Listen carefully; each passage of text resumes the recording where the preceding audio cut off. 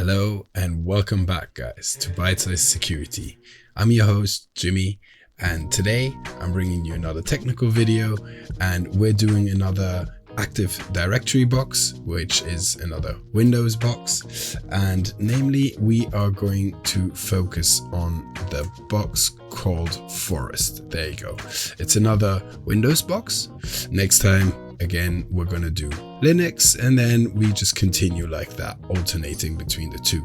And once we're done, we're then going to go into either the more challenging ones, the Pro Labs, which I cannot take a video of, or Proving Grounds, which I will see if I can take a video of, but that's a story for another time.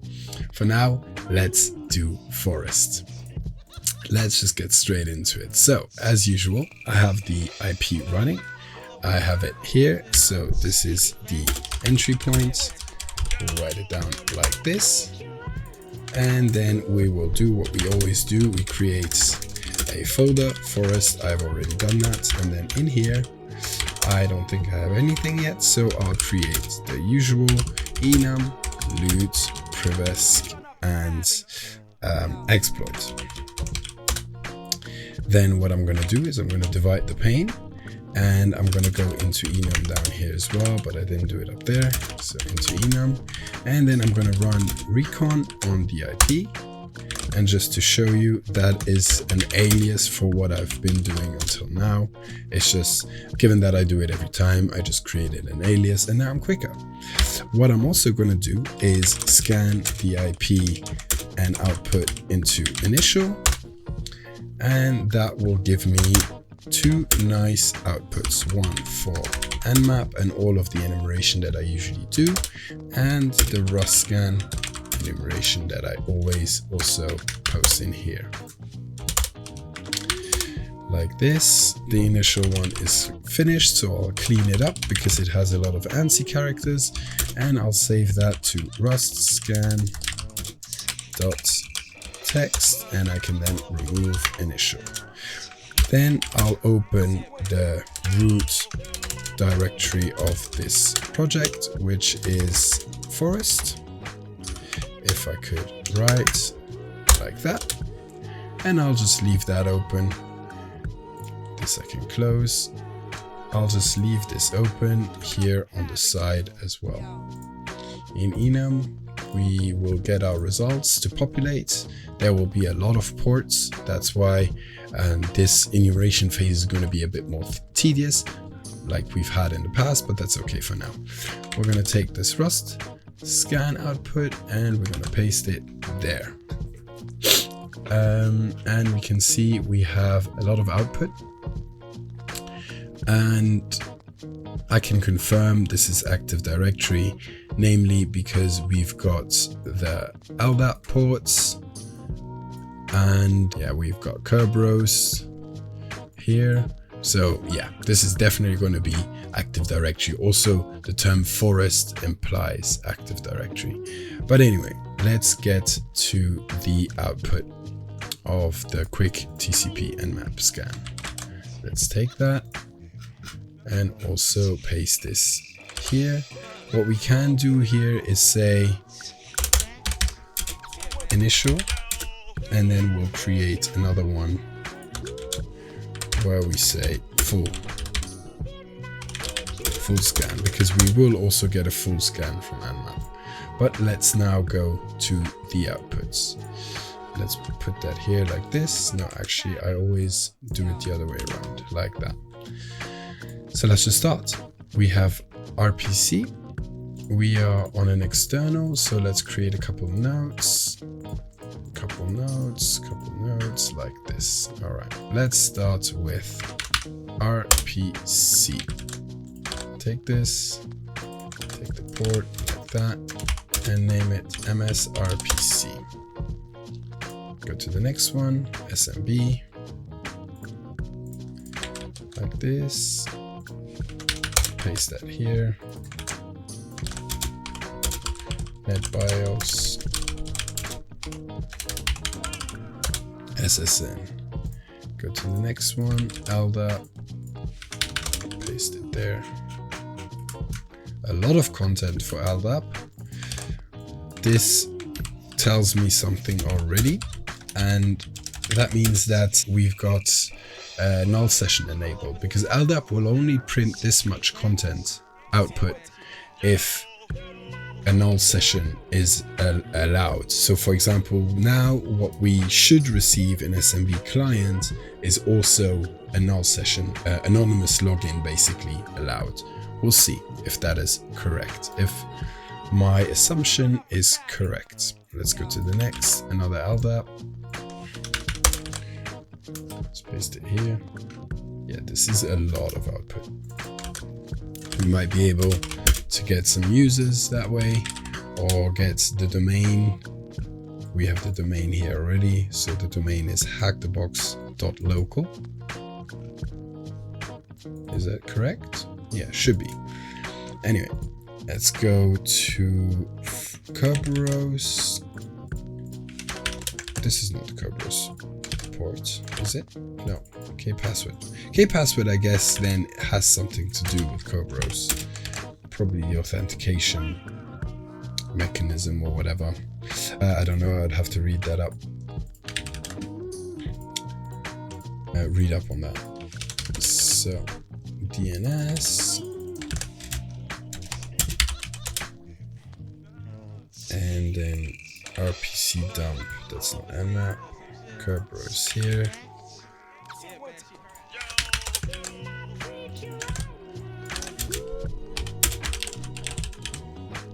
Kerberoast sec, let's be thorough. And then, is that it? Okay. We should be getting some more ports, because the quick scan, I think, showed us more ports. No, can't be. Let's see.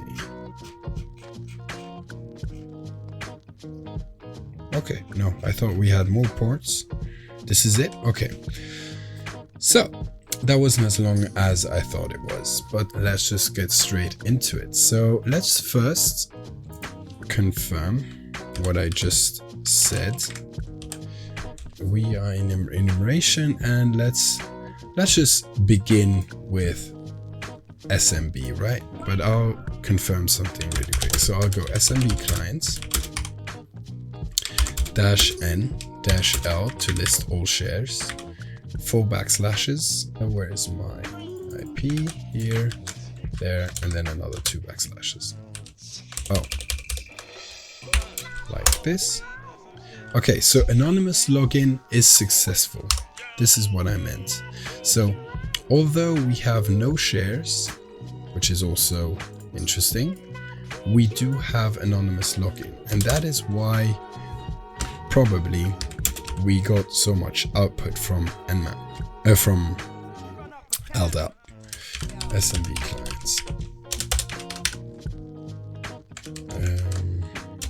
Just paste that here.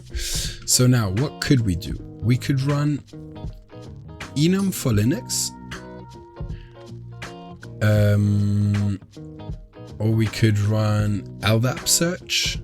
There's a couple of things we could run, but oh, sorry, we forgot a couple of UDP ports. One thing after the other, Jimmy. Let's be thorough and just write these down. The network time protocol.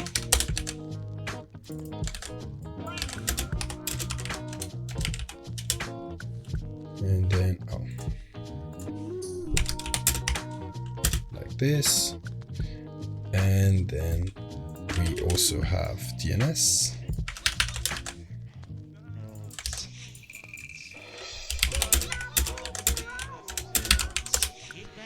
And then finally we have Kerberoast.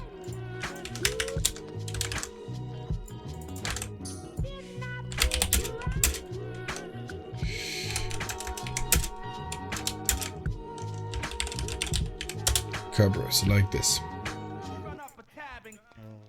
Okay, so let's start with SMB NetBIOS. So the reason I want to start with that is because whenever there is an anonymous login allowed. Sure, we could run enum for Linux, which I'm sure auto recon is going to run automatically.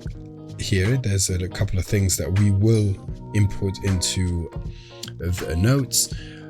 I really like crackmapexec/netexec, so that's what we're going to use. But I will first now just transfer all the enumeration that enum for Linux did here over to my notes, and then we'll use netexec. So let's first clean the output of the enum for Linux, because that will also always have a lot of ANSI text. Results 10 scans 139 enum for Linux, and we'll call it clean. Oh, let's change the permission of this entire folder. Do that recursively for the user dynamo and the group dynamo, and we'll do that on the entire root of this project. There you go. And now we can clean that file. Let's minimize this, take this, there you go. Enum for Linux ng. So let's just look here. We've got a couple of users, account operators, clonable domain controllers, enterprise admin. So we've got all the groups of the Active Directory. This is interesting. What else do we have? We've got usernames, a service name, Lucinda username, Sebastian. Okay, we've got users. So, like I said, enum for Linux does all that enumeration through LDAP, but given that we have anonymous login successful, I am pretty sure that netexec can do the same.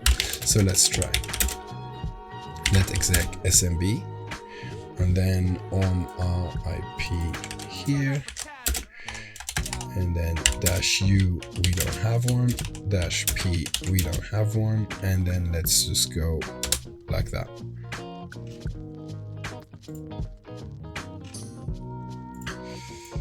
Let's go here like this. Okay, so we've got a bit of information on the domain already.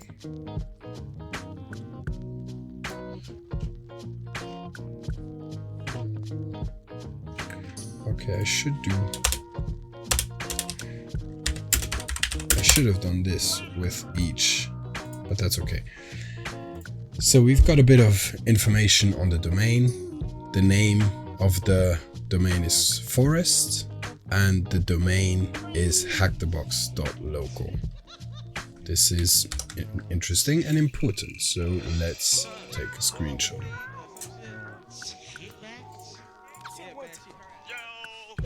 Paste it here. What else can we get?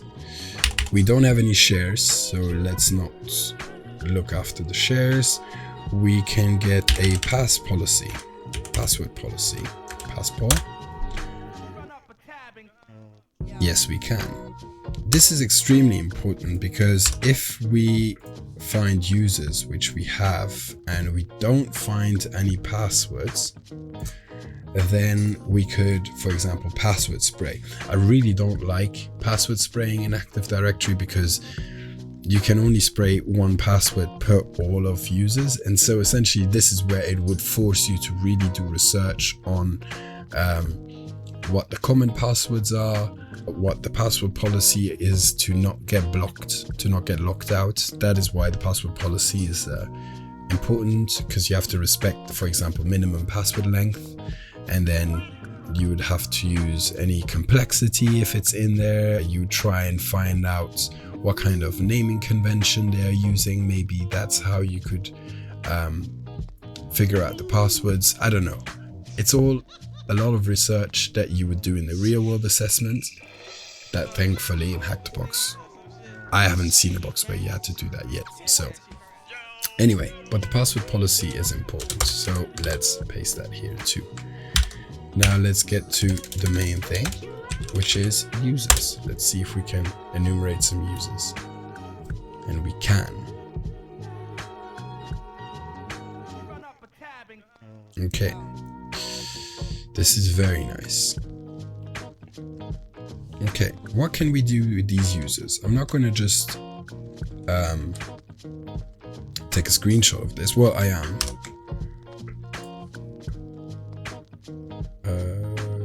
Here.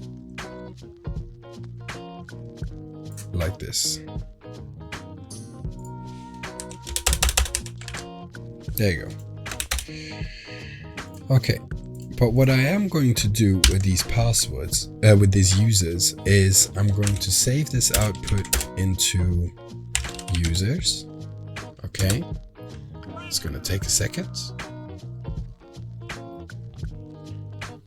And then I'm going to do some bash foo with this output, or some zsh foo. I'm going to cat this file just to see what it is like. Okay. So look at the output. So what I'm going to do is I'm going to cat the users. Then I'm going to pipe that, and I'm going to grep for the username column, right? I'm going to grep for this column. And what do we have here? We have htb.local/username. So I'm going to do htb local. And I'm going to get that column, right? Now, there I'll pipe that into awk, and there I'll filter for the backslash like this, and then as the delimiter, I'm going to use there. I'm going to print the second variable, because that is the second variable in between the slashes. So from the slash, there's the first variable to the left and the second variable to the right. And this should give me just the users. I have not closed a... Oh, there.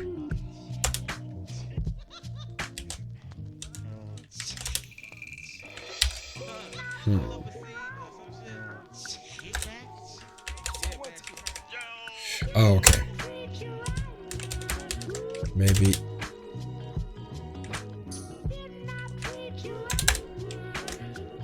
Like this. Yes, okay. So that took me a second, but there you go.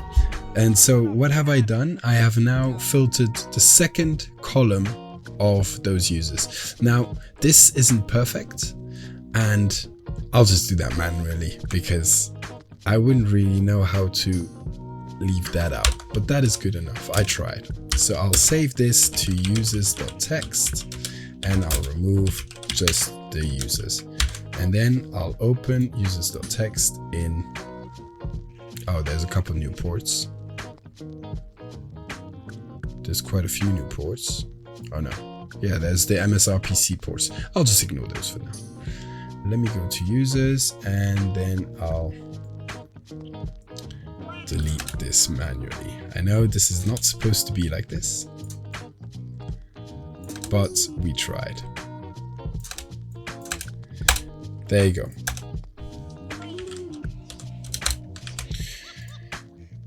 Now, we have a bunch of users.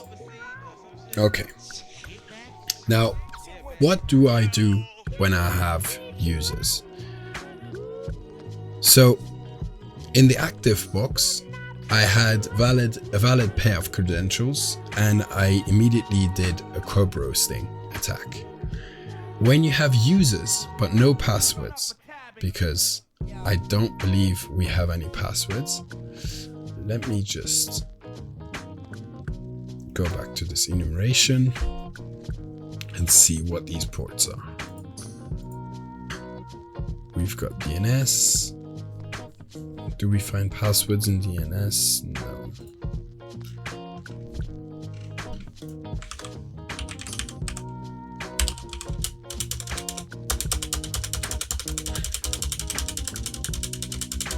No. Okay.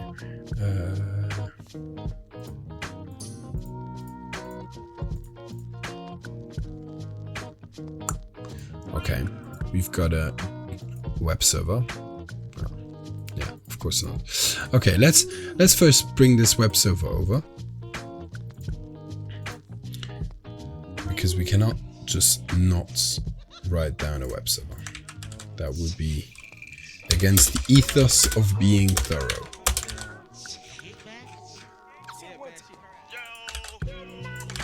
There you go. Yeah, so let's continue on this point. When you have a user, like we did with the ACTIVE-box, and a password, then you can check if any accounts are Kerberoastable. Now, there is an attack that you can try when you don't have a password, and that is SREP-roasting. And I'm going to attempt to explain both attacks through the use of an analogy, because I like using that analogy because it really helped me understand. So here I go. Kerberoasting, or Kerberoast, the authentication mechanism, works this way. Imagine you're at a Funfair, right? And you want to enter the park to go on all the fun rides and everything, right? To go inside, you first need to go to the main booth. And the main booth, you pay or you get a wristband, let's say. But for the context of this analogy, let's not call it a wristband, but it's just a little box, okay? And this main booth, think of it in the digital world, for the real Kerberoast authentication mechanism, as the key distribution center, KDC, right? You go to this booth and you request entrance to the park, right? So from the KDC, you get a ticket granting ticket, okay? TGT. Now, you've acquired this TGT and you go to each ride. So to get on each ride, you would request a from the ticket granting service, you would request a ticket granting ticket that is encrypted using your password, and you can then go on each ride, right? And so for our analogy, it's going on the rides, but on Kerberoast, sorry, on Kerberoast, it's you're allowed to access any type of service within the Active Directory network. Now, Kerberoasting, the attack, functions this way. As imagine you get this box, which is your wristband to get on to all the rides, and which is also your TGT, ticket granting ticket. Imagine there is a hacker, me, that will come and steal or copy the box, right? And he takes the box home, and at home I have all the tools to crack open this box, this wristband. And given that the box has been locked using the passwords of the user, I can now get the user password. And this is what we did with Kerberoasting. Now, ASREP-roasting is a bit different. ASREP stands for Authentication Service Response Message, I believe. Let me just check this. I want to make sure I do this correctly.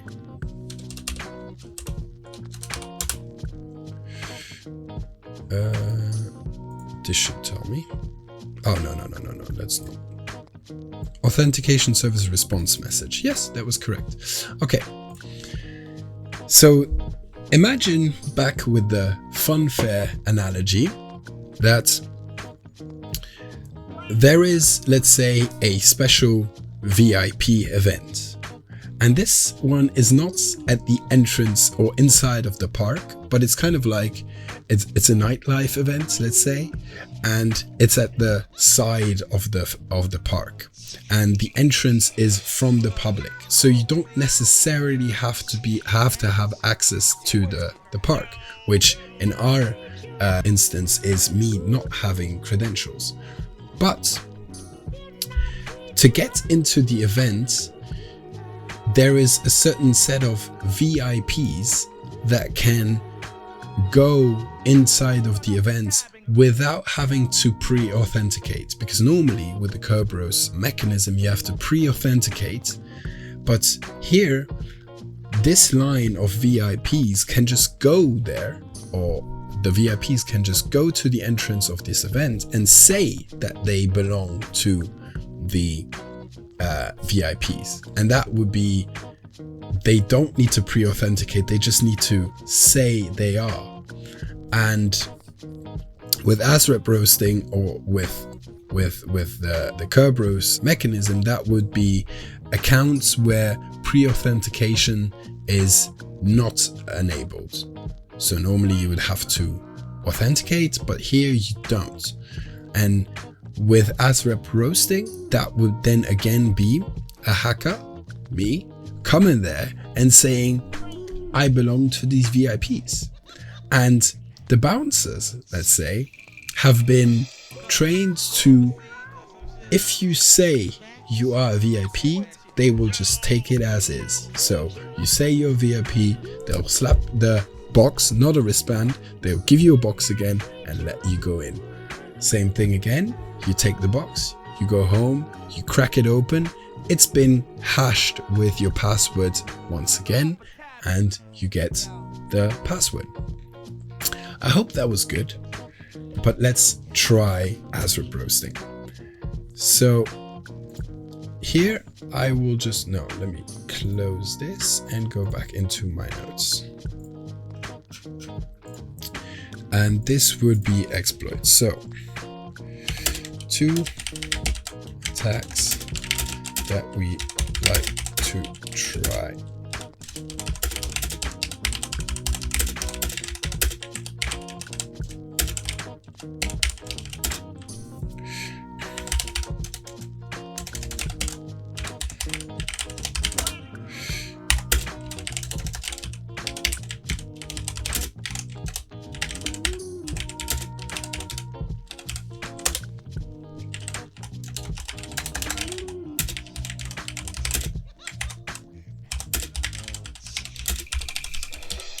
Like that. So let's now try doing ASREP roasting.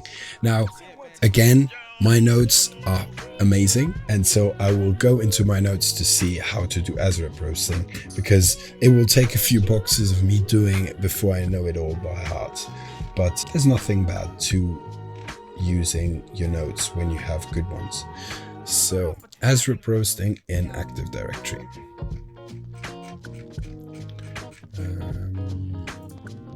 Let's go.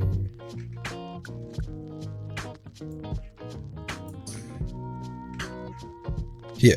Okay, so we're going to use the in packets. So what we can do is do in packets and then gets np users, and then the domain, which would be HackTheBox.local, as we said before by looking at the LDAP output or the NetExec output, and then there needs to be a slash DCIP, we take our IP. And if there was any mistake in my explanation or anything I missed, of course it's an analogy, and don't take it at face value. Go on Google and look it up, but I think that was pretty correct. So DCIP, no pass, because we don't have a password, so we are VIP. And then users file, and then we take our users.txt, and it will then check for each, there you go, it will check for each user that we found and see if they have VIP access. And voila, we have the service alfresco. Yeah, that's a service account that can get ASREP roasted. That was incredible. I loved it. Anyway, we do it using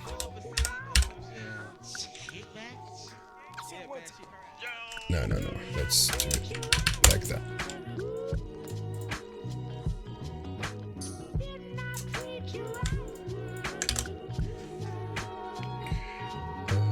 Let's clean this up a bit.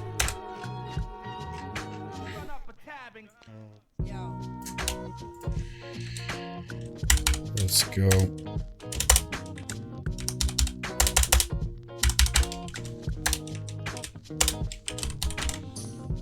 There you go. There's a couple of output there, but we're just going to ignore that. And then we're going to ignore this as well. And separate this a bit. Okay, so we have now found a valid hash. So let's go. Hashes. Go credentials, which we will need after.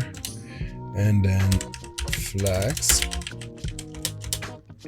Here we will say users.txt, and here we'll say root.txt.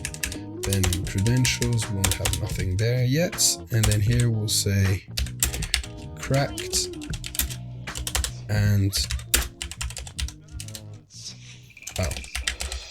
cracked and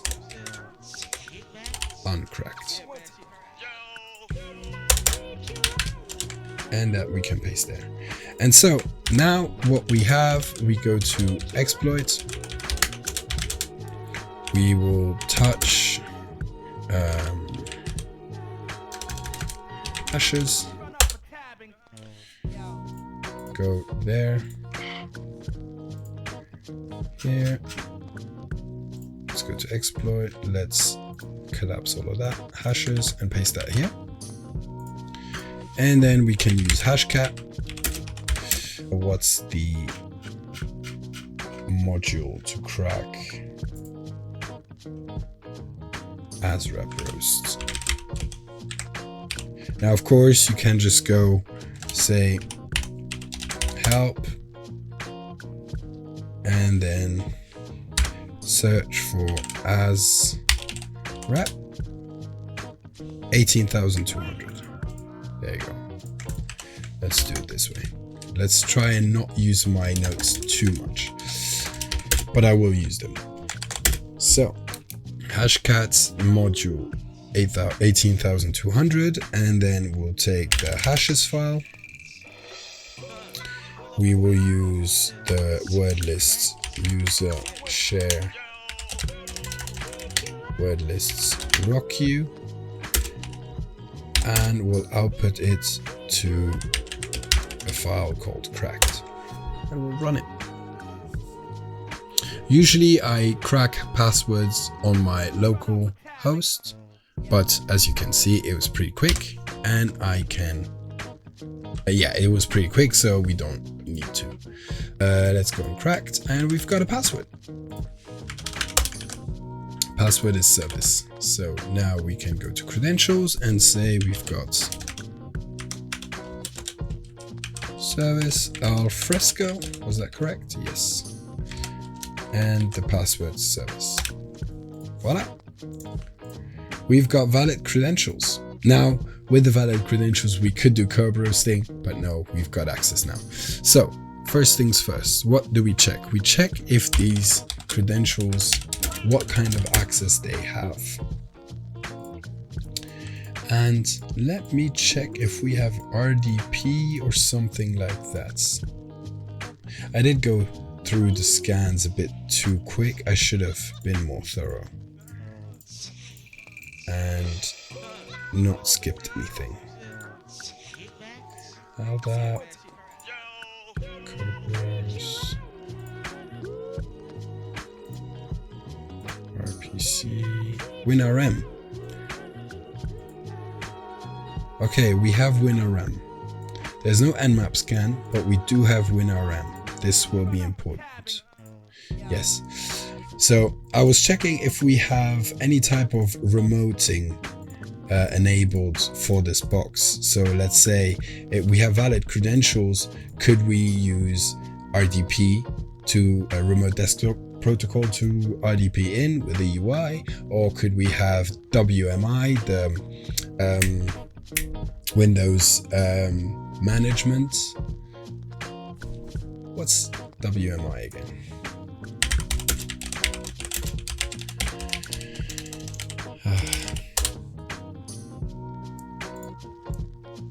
Windows management instrumentation, that's the one. Instrumentation.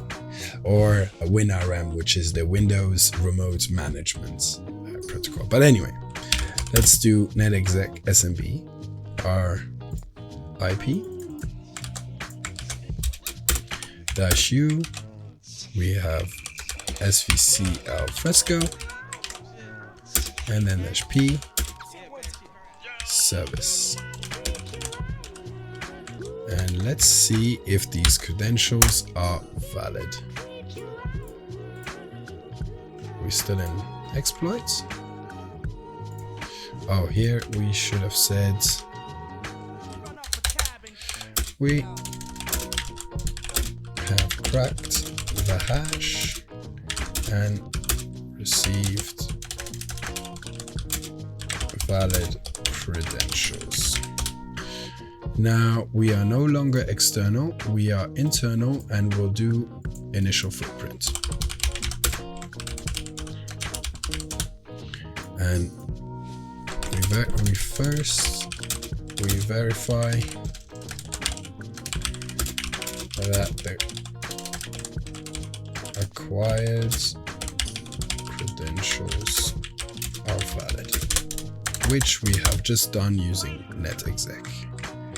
So let's take a screenshot. And we just checked if we have any type of remoting into the domain, and we found that we have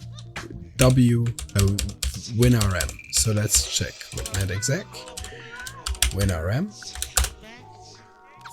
and boom, we have a pawned user. So this means that we can use this to authenticate into the network. So let's do that. Evo WinRM, I believe it's I, like this, then U, it's always kind of the same, you know, so after a while you know what command works how. I always thought when watching IPsec or XTL, another genius, how do you guys know all these commands? Well, it's just the more you do them, the more you know them. And so practice makes perfect. And boom, we've got a session.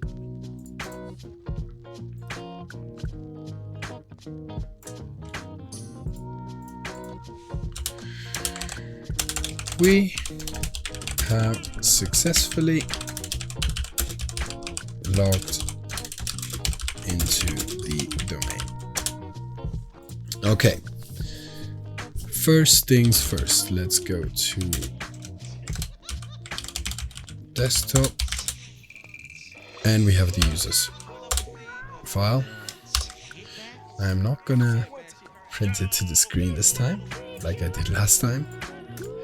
I am just going to go to loot and say I have it. There you go. Now, what can we do? We can now, usually when I get into an Active Directory environment, I do who am I, all, and I check the permissions. Let me expand this. We are the service alfresco, HTB / service alfresco. We are part of the account operators group, the remote management users. This is why we were able to remote in. If we hadn't, we would have had to either change a registry key that would have allowed us to do this, but maybe that's just with RDP, or have to do some other shenanigans to get in. It would have been a bit more difficult, but it wasn't the case, so we're good. were also part of privileged IT accounts and service accounts. Yeah, so I could either run PowerView and do all of the ACE, access control list enumeration manually, or I could use Bloodhound. I will use Bloodhound. So let's open a second pane and use Bloodhound. Let's go into my notes. Deeper down the rabbit hole. Bloodhounds. Let's do yeah, I can just do that here. Bloodhound Python-u service al fresco p service. The name server is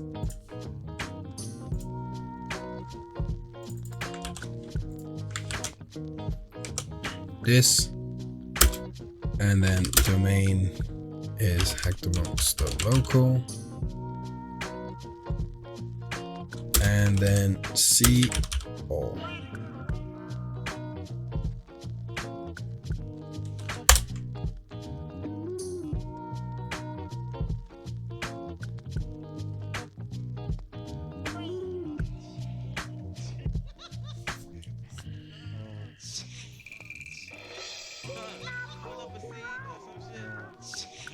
Okay, I can already see something there that I like a lot, but I'll explain in a second.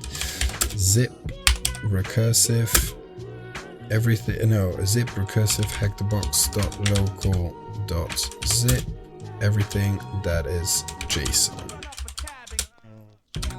Remove everything that is JSON. There you go. And now I have a nice little zip file, and this one I can do open Bloodhound.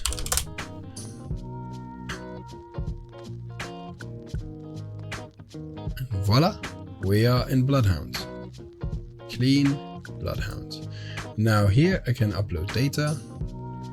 Go into my workspace here, boxes, forests, exploits, HTB local zip.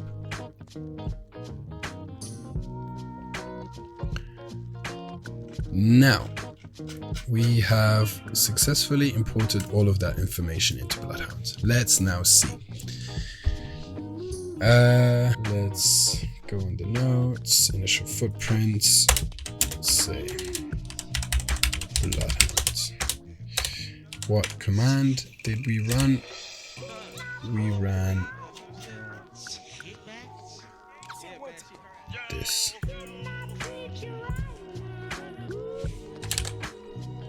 There you go. In Bloodhound, what do? We first go to the user that we have and we mark him as owned. That is what I do the first from now on, because I've read that that's what you should do and it makes sense. I mean, first, what do you have? That user. Mark him as owned, and then you can go to analysis. We could go and read about all the database stats, of course, but I'm not going to do that. Then we could go on the node info. We're going to do that.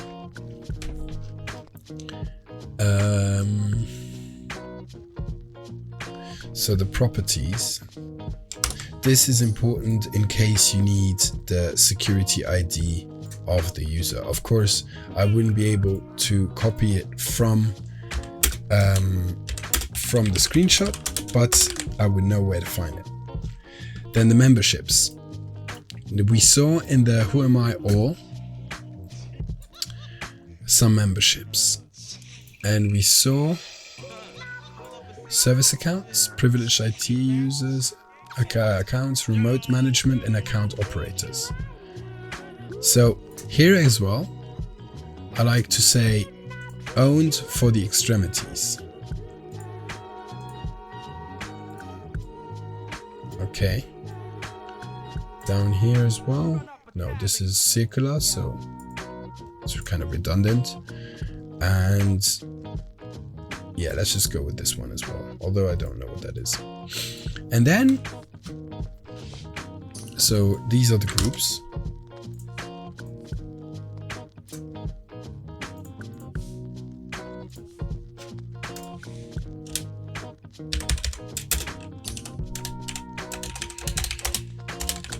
Like this. And then these groups, group delegated object. Ooh, wow. So the account operator, okay, this is important. And that is what I was going to show you right away. So if we go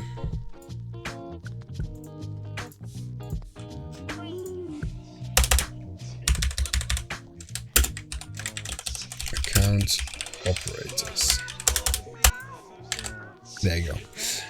If you go on Google and you go Active Directory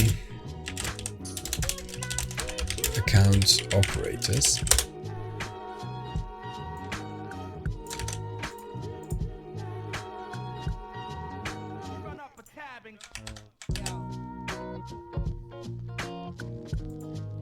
here, the account operators have the permission to create accounts.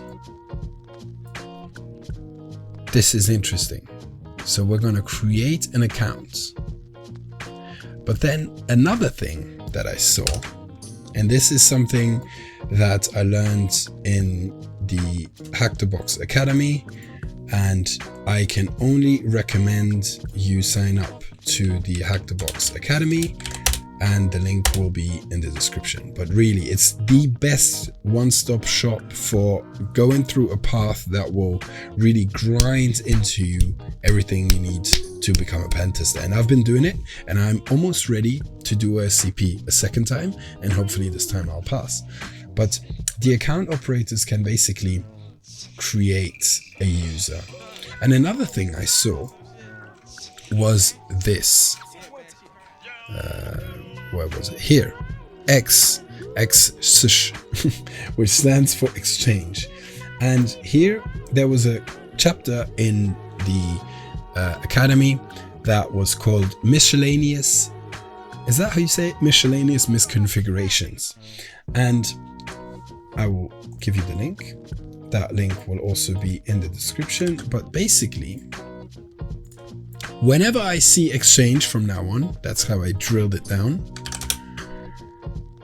I see this misconfiguration. And essentially, having an exchange account in the Active Directory, there used to be a vulnerability where the Exchange Windows permissions would grant too much permissions in the Active Directory, and you would be able to DCSync. And DCSync is essentially an attack where you can dump all of the hashes. So I believe that is our way to privilege escalate. Now, let's cycle back a bit and do this. So we have confirmed that we are an account operator. So let's go to analysis and go on. I have loads of uncategorized queries here.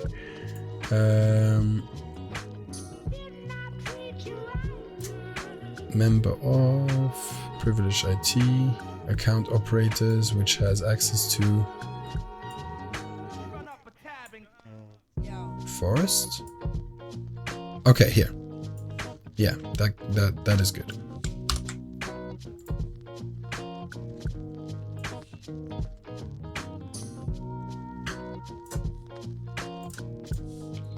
Okay, although it doesn't give me the names, it should give me the names.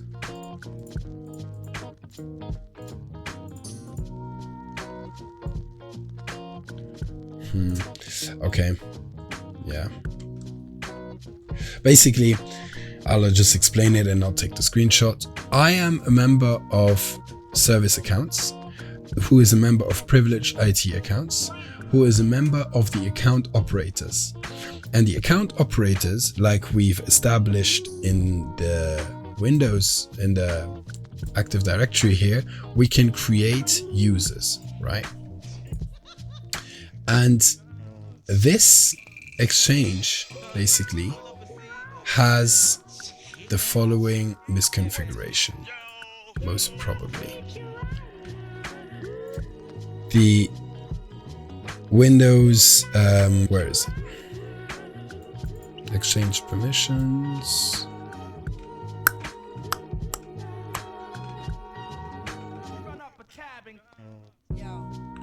Microsoft Exchange permissions, is it that?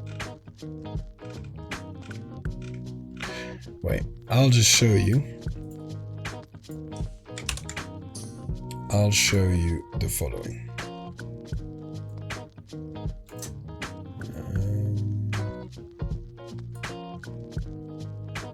No, I won't show you the notes. I would love to, but I cannot, because you have to sign up and do it yourself and like create your notes yourself, because this is loads of information that I'm just not supposed to share. Anyway, so what do you need to exploit this permission? And first, let's confirm that this group is even in there. Net group domain.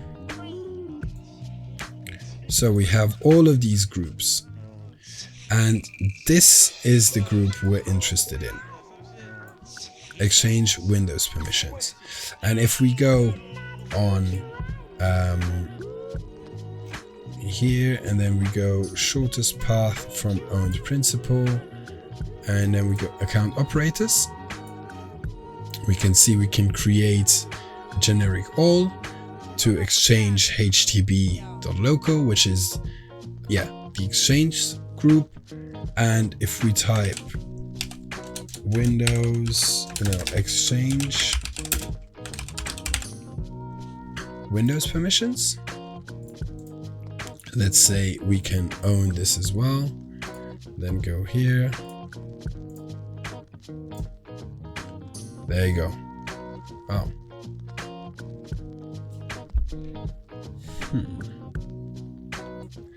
How do I...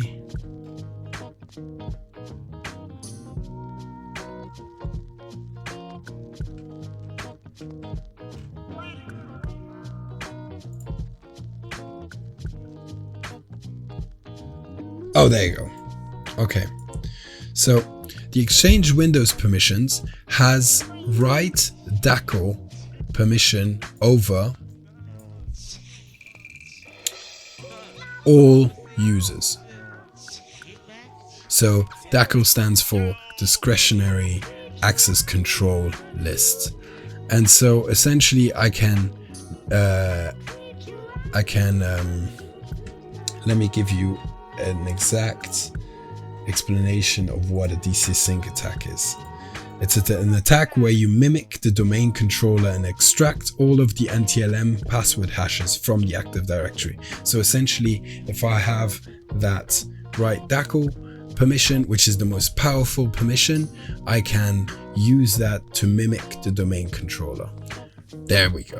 Now that that is explained, let's do the exploitation. So first things first, we need to create a user. So in my notes, how can we create that user? Here, like that. So let's just try it like this. So we're going to say net user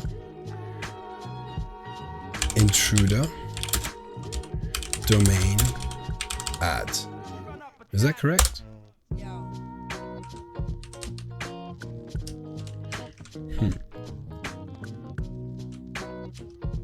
Okay, another thing we're gonna do.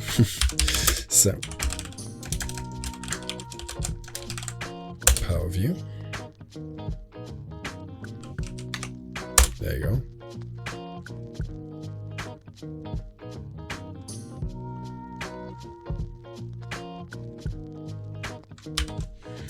Yeah.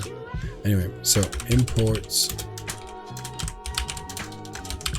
module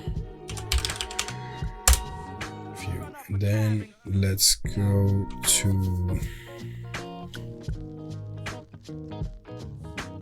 okay, let's just do it here.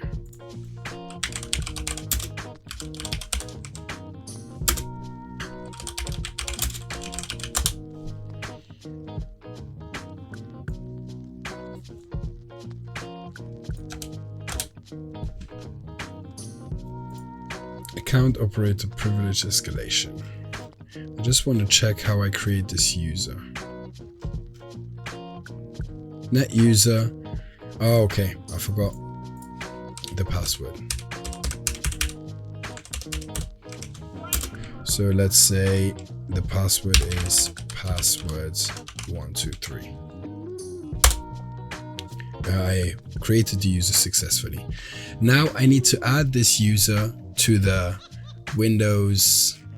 Exchange Windows permissions group, because that group has WriteDACL permissions. So I will say net group Exchange Windows permissions,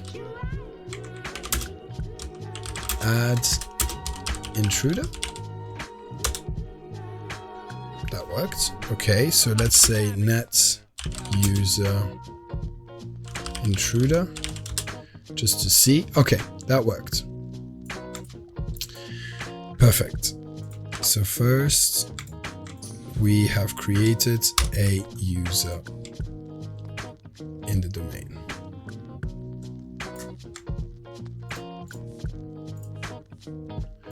Let's go to privesc.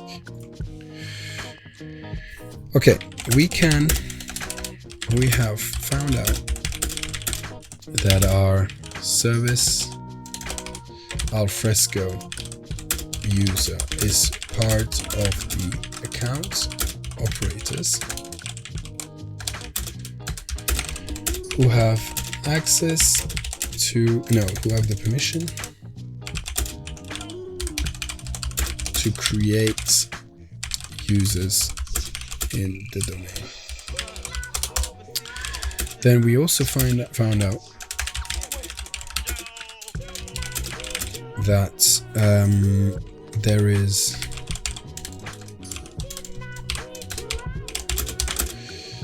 an exchange group, I guess, that has a known misconfiguration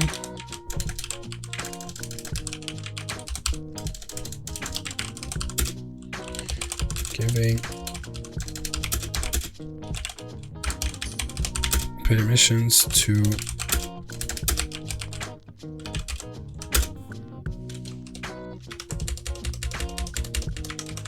WriteDACL, which can lead to a DCSync attack. And this is where these are my notes and I know what I'm saying, but obviously you could say this a bit different.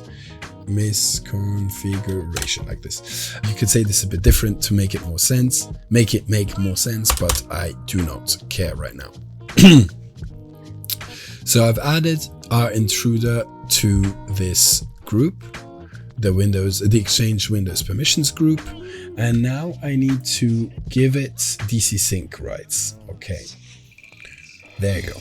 Okay, so here what we're going to do is we're going to create a variable like this. I can just copy all of it at once. 1 second.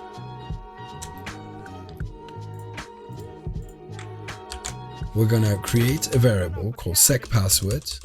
Here I'm going to insert the password that I just created. So that was passwords123. Then we're going to create a variable called cred, which is going to be domain or hacker. I should have used hacker instead of intruder, but that's okay. HackTheBox.local, because that's the domain, and then hacker, I'm going to do intruder and use this password.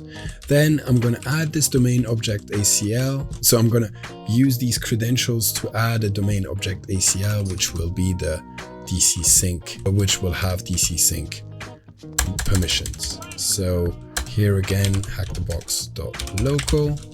And instead of hacker, I'm going to use intruder. And this should work and give me DCSync rights. Boom. I think that worked. Now let's, okay, take a screenshot.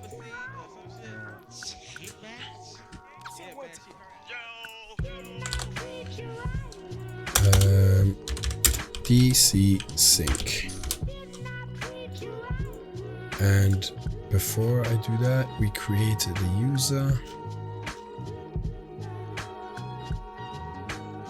here. Let's take a screenshot of this too.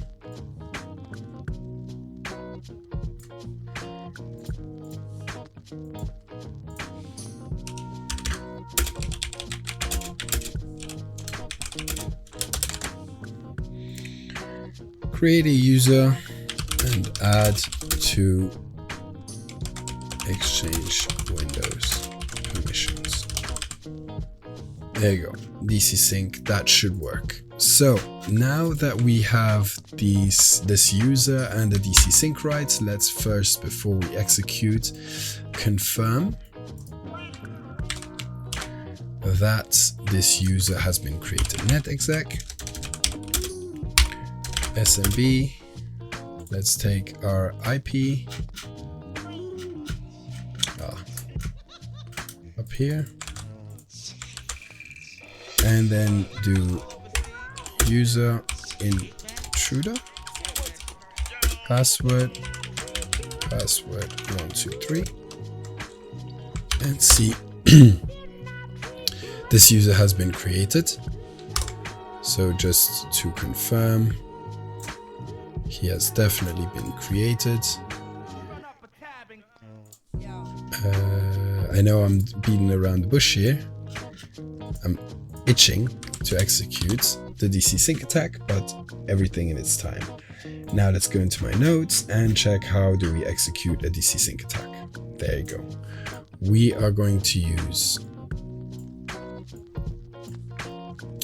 because it's so satisfying, we're going to bring this to another pane and do inpacket, secret stump, HackTheBox.local/intruder at our IP.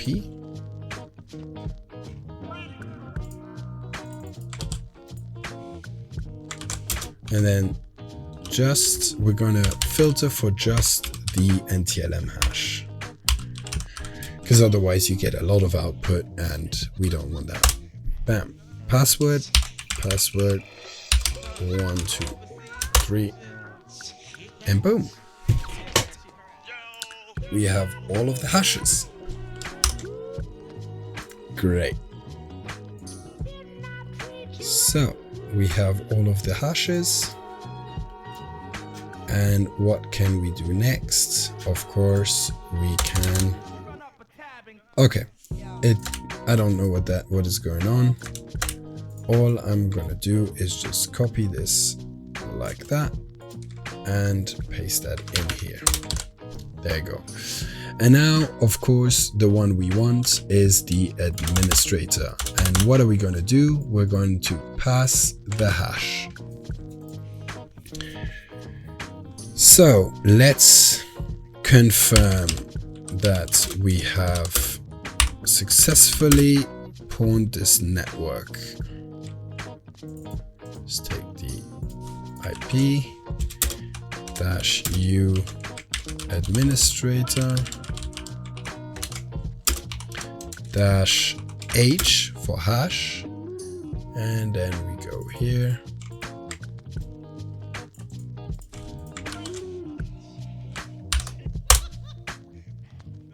And bam, we have confirmed that we have access to the administrator. We can pass the hash. So DCSync privesc, so we can say service alfresco to root, and we can copy that. So we have confirmed that we have administrator access. Let's see, but this is redundant, if we can win RM. And of course we can, so let's do evo. Oh, and we have to close the other one. Let's do evo winrm -i, take the IP -u administrator -h the hash, and let's go in. Boom. Who are we? Administrator. There you go. We have successfully pawned a forest, and I'm always so happy when I finish with these boxes. I love HackTheBox. And there we go. We are root, and we have the root text file. So what did we do? Watch the video. No, I'm kidding. We found that our LDAP or anonymous login was enabled, and so we were able to enumerate users, filter these users using some bash foo, and then try an asrep roasting. I then attempted to explain asrep roasting and Kerberoasting using a Funfair analogy, which I think I did brilliantly. And using that asrep roasting attack, we were able to get a Kerberoast, an asrep roast hash, which we were then able to crack. And then we ran those credentials into Bloodhound, enumerated all of the access control list permissions of the Active Directory domain, and found out that we were an account operator allowed to create a user. But then also there was a misconfiguration where we had Exchange Windows permissions that have WriteDACL or discretionary access control list permissions, and that's how we were able to do a DCSync attack, get all the hashes, do pass the hash, and get roots. This has been Forest. I am Jimmy. I hope you liked it, and I'll see you guys in the next one. Peace.